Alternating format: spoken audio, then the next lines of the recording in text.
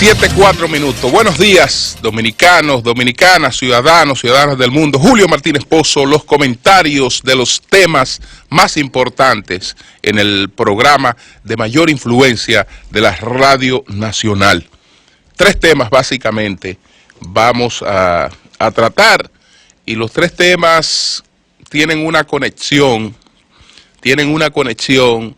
que va hacia la necesidad del aprendizaje de la historia, las lecciones de la historia, que no solo están ahí para conocer el pasado, sino para alimentar las reflexiones del presente, y evidenciamos en estos casos cómo ese aspecto ha estado ausente de estas situaciones que vamos a tratar. La primera de ellas es la del conocimiento de la medida de coerción en el día de ayer a los dirigentes de la Federación de Estudiantes Dominicanas, encabezado por su presidente Jimmy Zapata, con relación a la situación de estafa a un grupo de estudiantes que fueron falsamente invitados a una actividad en los Estados Unidos. Por esa actividad generaron un visado, pero algo le dio la alerta al sistema migratorio, y entonces cuando llegaron a Estados Unidos investigaron sobre la veracidad de la supuesta invitación, y la supuesta invitación era un engaño.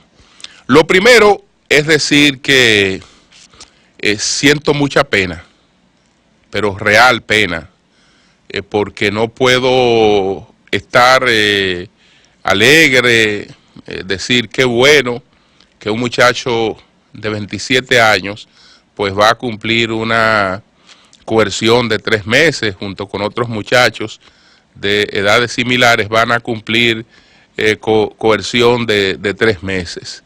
Es decir, esos muchachos son estudiantes universitarios, y la verdad es que lo único que puede dar es pena que estén pasando por esta situación. Decía Jimmy Zapata que me han destruido mi futuro. Bueno, yo creo que lo que está Jimmy es ante una lección importante, que si aún la asimila a edad temprana, pues puede superar este momento, lo puede superar. Y de lo que se trata es de si hubo errores, si hubo cosas que en principio no se pensó que iban a tener estas consecuencias, mostrar realmente un espíritu de arrepentimiento sobre esas cosas, porque todos tenemos derecho pues a reivindicarnos, a rectificar, y sobre todo cuando se tratan de situaciones cometidas a edad tan temprana. Ahí hay varias cosas que tienen que servirnos de lecciones a todos, pero los propios estudiantes, señores, tienen que tener un espíritu más crítico, más atento a las cosas, para evitar ser estafados. A un grupo de estudiantes de la Universidad Autónoma de Santo Domingo lo convencen de que una universidad les está invitando en los Estados Unidos. La primera pregunta: ¿para qué diablos una universidad estadounidense me va a invitar a mí, que soy estudiante de la UAS? Para nada. Me va a invitar si yo soy un estudiante sobresaliente. Bueno, ya ahí hay razones para que a mí me inviten.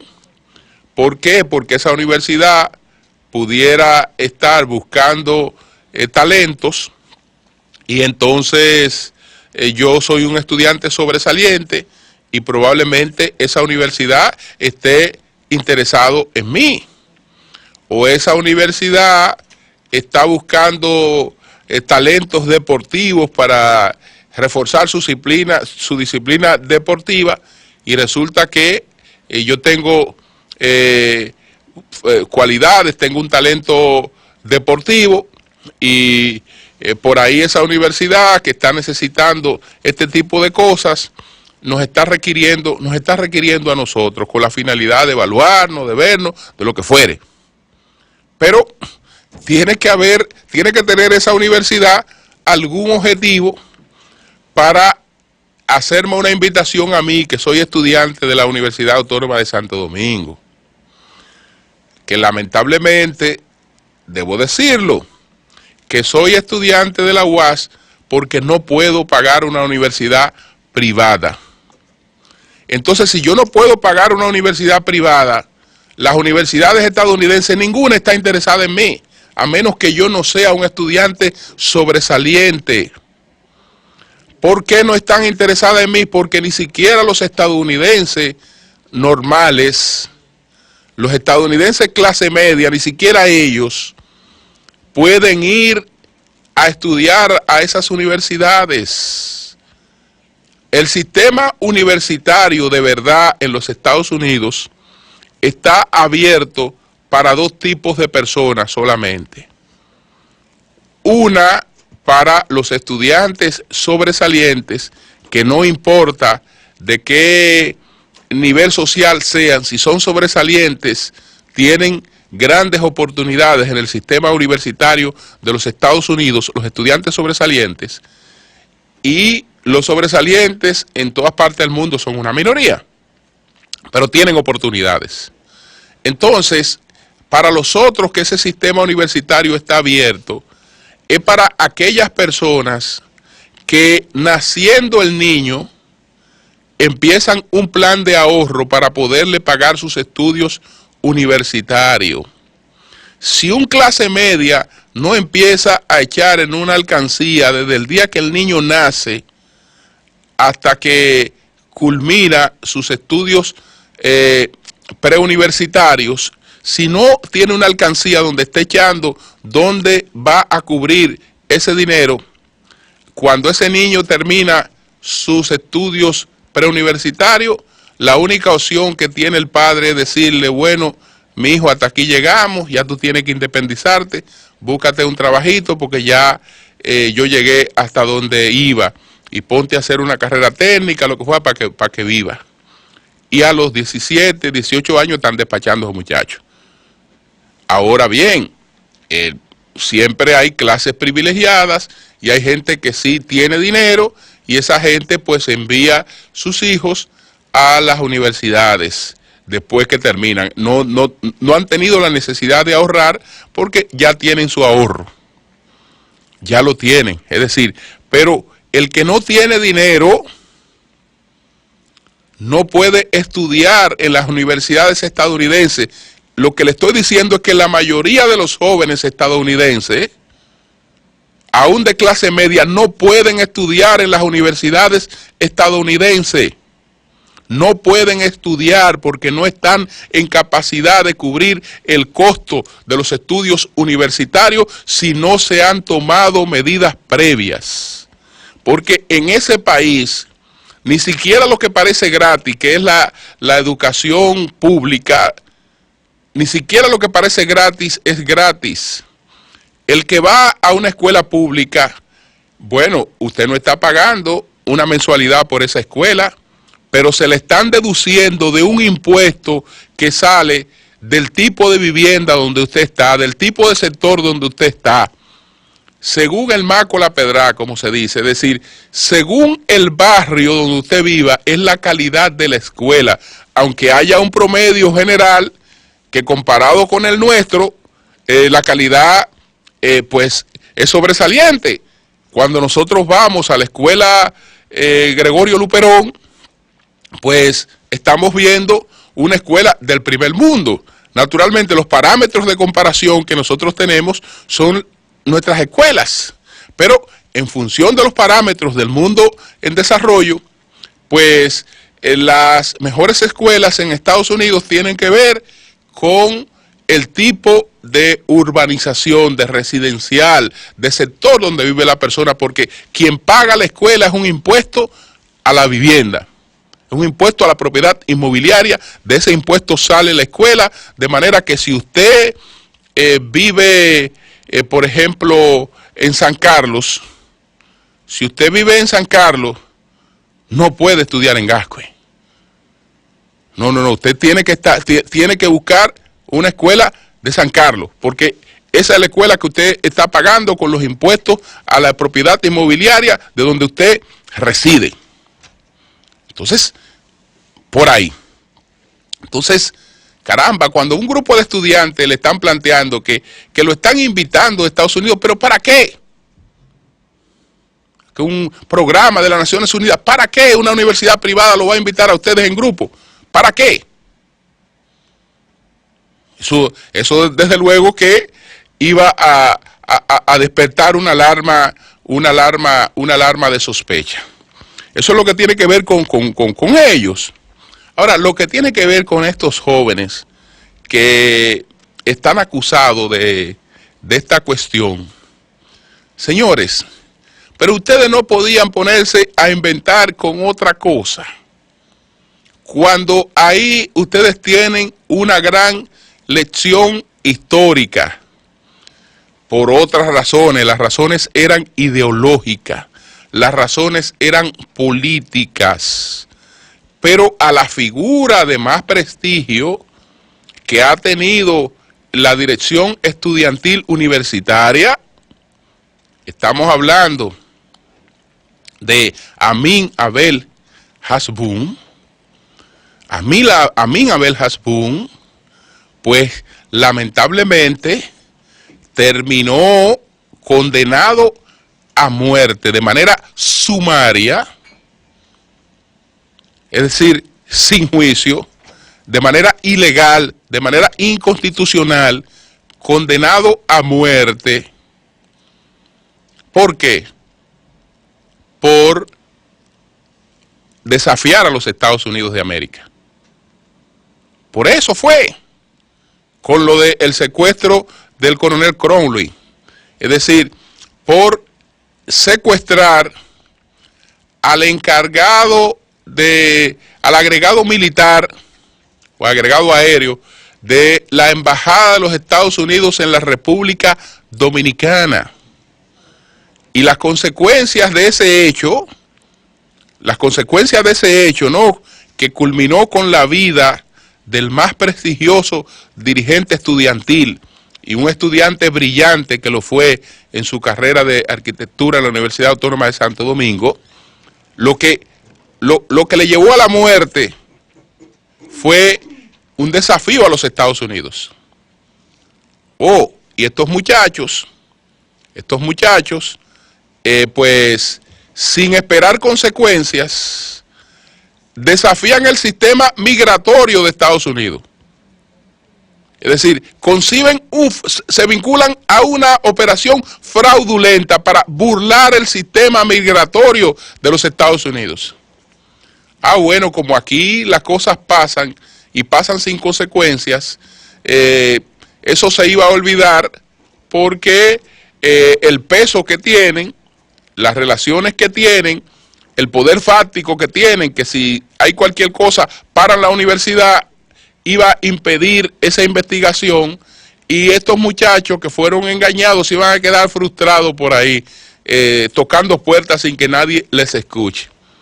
Solo le faltó el cálculo de que entre los afectados estaba el sistema migratorio de los Estados Unidos, y por lo tanto ese hecho no iba a quedar realmente impune. Ojalá que esas reflexiones sirvan de algo y entonces todos aprendamos de ella, y estos muchachos pues tengan la oportunidad de pagar por este error, pero de reinsertarse después en la sociedad y y ir por un camino totalmente diferente.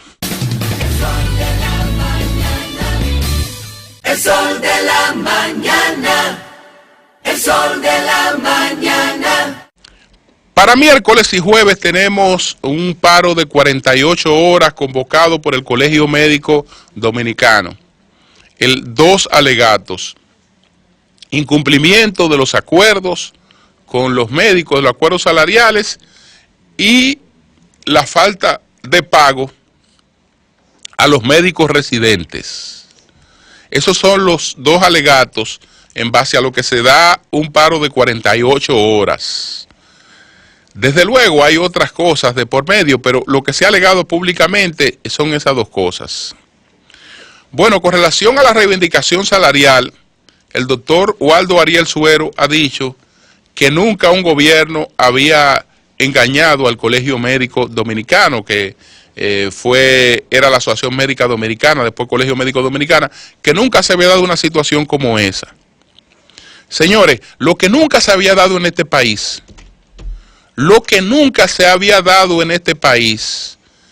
era la revisión salarial que se ha producido en el sector salud.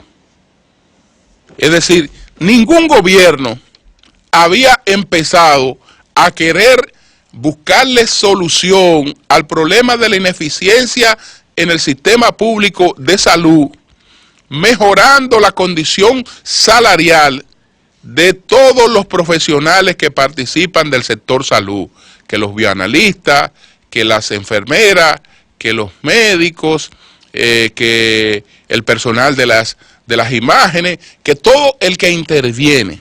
Es decir, esa revisión salarial, esa mejoría salarial no tiene precedentes.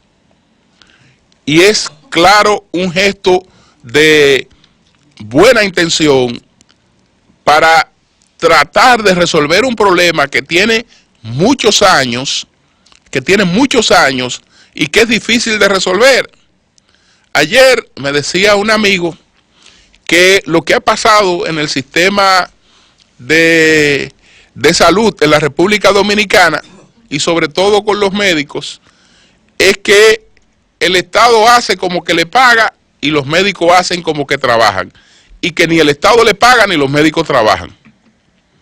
Bueno, eso era antes, porque yo creo que con esa revisión salarial, pues se dio una demostración de que hay el espíritu de mejorar sustancialmente las condiciones del personal. Ahora bien, lo que pasa es que ese personal se acostumbró a otra cosa. Se acostumbró a no trabajar o a trabajar medallanariamente. Y entonces, esta reivindicación que no tiene precedente viene acompañada de exigencias. Los hospitales públicos hoy son empresas rentables, y pueden ser empresas rentables porque un 76% de la población que busca servicio está avalada o puede estar avalada por un seguro que pague el servicio que se le está brindando a esa persona. Pero ni siquiera eso se está aprovechando. Entonces, no es verdad que el acuerdo con los médicos se ha incumplido. Eso no es verdad. Ese es un pretexto para poder justificar una situación como esta.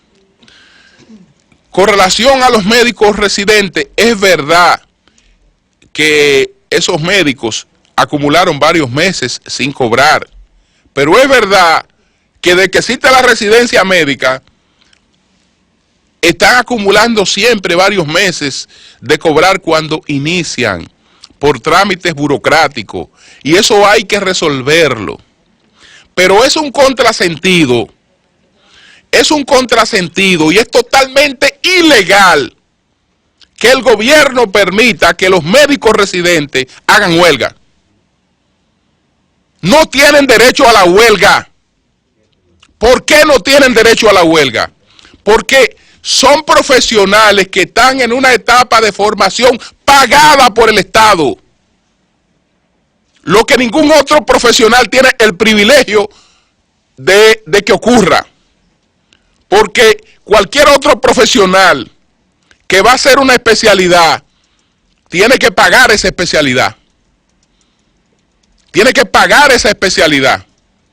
Sin embargo, a los médicos se les permite realizar su especialidad y mientras realizan su especialidad, el Estado les paga para que realicen su especialidad. Y ustedes saben a qué compromiso con el Estado eso está amarrado, a cero compromiso. Es decir, mañana el Estado se puede estar dando el lujo de formar un médico cirujano. Y ese médico cirujano se forma varios años en una residencia médica pagada por el Estado. Y usted sabe que al terminar no hay nada que amarre a ese cirujano con el Estado. Absolutamente, no le debe medio peso al Estado que le pagó la residencia. Ni le debe ningún compromiso al Estado que le pagó la residencia. Entonces, además de eso, vamos a permitir que usted acorte los días que deben estar dedicados a su formación haciendo huelga. No, eso es un contrasentido. Eso es totalmente ilegal. Eso no debe permitirse. Y el gobierno debe tomar en cuenta también la etapa en la que estamos. Señores, este es el mejor momento para seguir empujando esa reforma en el sector salud. Es el mejor momento. ¿Por qué? Porque no hay elecciones mañana. Ni hay elecciones pasado mañana tampoco. Entonces, este es el momento de, si se está haciendo una gran inversión en los hospitales, con la remodelación a un costo altísimo, si se está haciendo una gran inversión en la infraestructura, si ya el gobierno hizo un gran sacrificio con una mejoría salarial a todo el sector salud, entonces ahora hay que buscar que los hospitales funcionen. Y si los hospitales no van a funcionar porque hay gente que lo que quiere es sembrar el caos, entonces hay que buscar la manera de enfrentar eso. Si no se hace en esta coyuntura, no hay otra oportunidad, porque eso nadie lo va a hacer en medio de unas elecciones. Nadie lo va a hacer. Pero, ¿y cómo va a ser? Porque es cierto que si usted me está reclamando los salarios de los médicos residentes, y con eso ha habido problemas, vamos a acelerar eso, que creo que ya una parte de ellos ya cobró, que otra parte va a cobrar ahora. Sí hubo un problema con ellos y eso ha sido admitido, y esos problemas se han dado siempre. Pero eso no es para estar permitiendo ese descontrol y ese abuso. Y ese abuso, porque 48 horas de huelga en los hospitales públicos es un abuso contra la población más empobrecida de este país.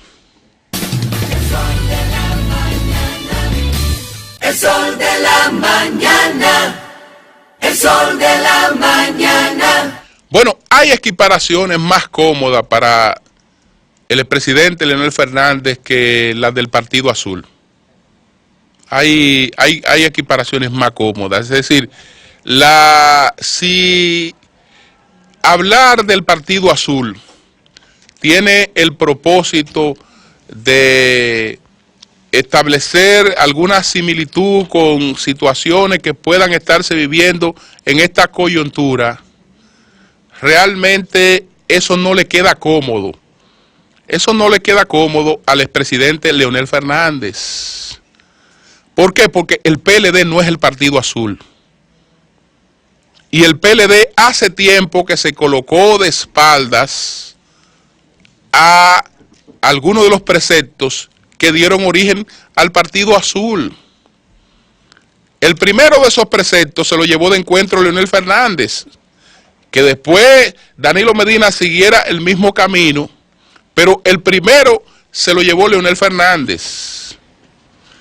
Después de 17 años que colapsa la Primera República, entonces hay una reflexión de Luperón que quiere crear un periodo de estabilidad porque solamente un periodo de estabilidad le puede dar a la economía pues el crecimiento que necesitaba, pero eso estaba basado en la alternabilidad.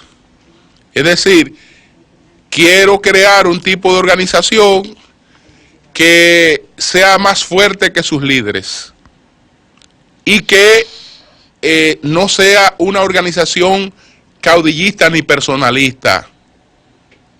Por lo tanto, ni siquiera Luperón, que para poder gobernar un país primero tuvo que hacerlo con su espada. Es decir, la república no existía, primero tuvo que construirla con su espada para poderla gobernar, y ni siquiera habiendo hecho eso se sintió dueño del país, ni dueño de la coyuntura, ni que no había nadie más para sustituirle. No. Vamos a crear un sistema en el que tengamos distintos presidentes, es decir, que no haya reelección, porque Leonel Fernández citó eso en su artículo en el día de ayer, pero eso se varió con Danilo Medina. No, eso se varió con él. No me estoy refiriendo a la reelección, porque la reelección no la introdujo él. Lo que me estoy refiriendo es a colocarnos de espalda a una de las cuestiones clave del Partido Azul que decimos representar. No, ahí él no actuó como un líder azul.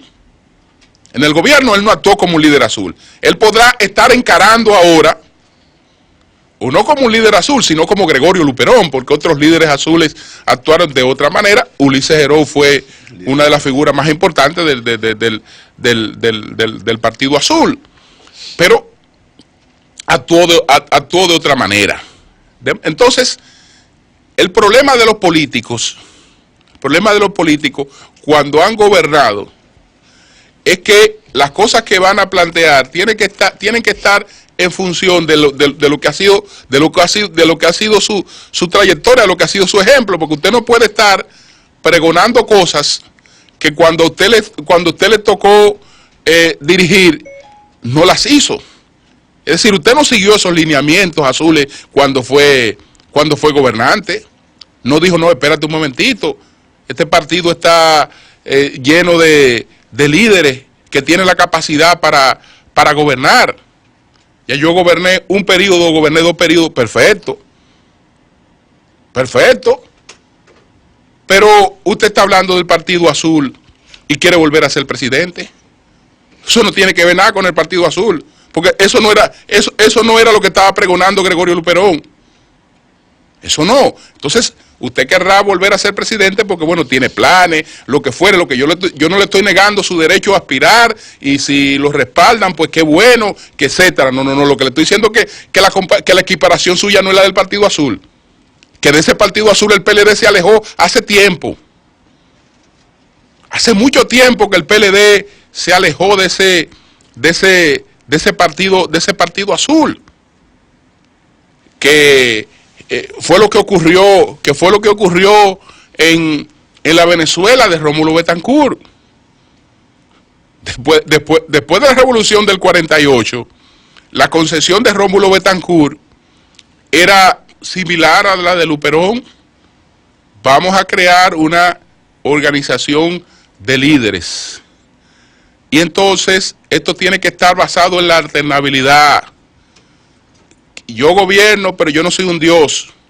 Hago mis aportes, pero después que yo hago mis aportes, que vengan otros a hacer sus aportes. Que vengan otros. Rómulo Betancourt pregonó con el ejemplo. Lo primero es que llegada la oportunidad de gobernar, no se puso adelante. No, primero vamos a dar paso a Rómulo Gallego. Gobernó y tuvo hasta tener casi que divorciarse de la mujer cuando le dijo a la mujer, creo que a la gringuita, que le decían que él no iba a seguir gobernando, que él iba a dar paso a los otros líderes. Pues tú estás loco, Rómulo.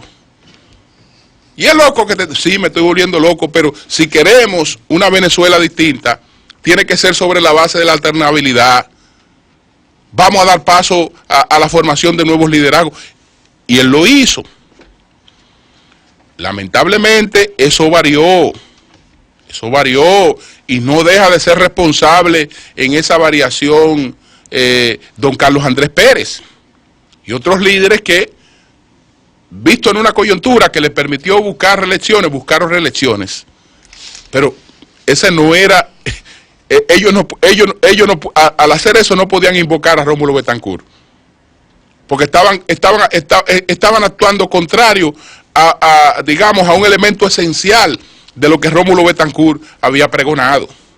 Entonces busquemos otra cosa, porque esa equiparación no es cómoda, y prueba de ello es que incluso si ustedes leen este artículo del presidente Leonel Fernández, y modesta y aparte, leen varios artículos del señor Martínez Pozo, en la coyuntura en la que hacíamos reflexiones frente al doctor Leonel Fernández y algunas cosas que estaban ocurriendo, usted se va a encontrar con que estamos planteando lo mismo.